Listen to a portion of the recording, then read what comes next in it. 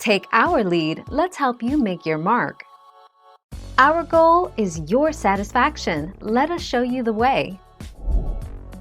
To multiply decimals, first multiply as if there is no decimal. Next, count the number of digits after the decimal in each factor.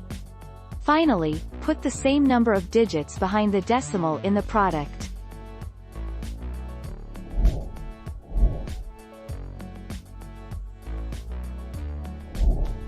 Take our lead. To multiply a decimal by 10, move the decimal point in the multiplicand by one place to the right.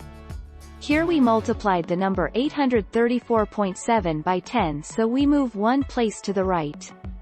2. To multiply a decimal by 100, move the decimal point in the multiplicand by two places to the right.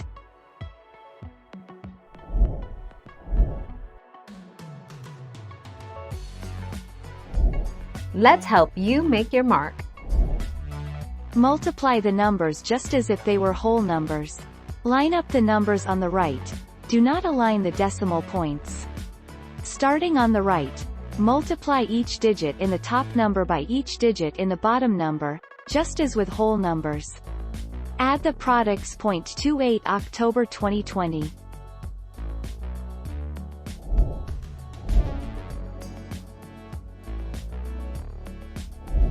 Make your mark, take our lead.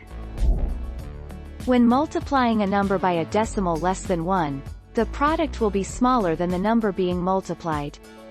This is because we are finding a fractional amount of a quantity.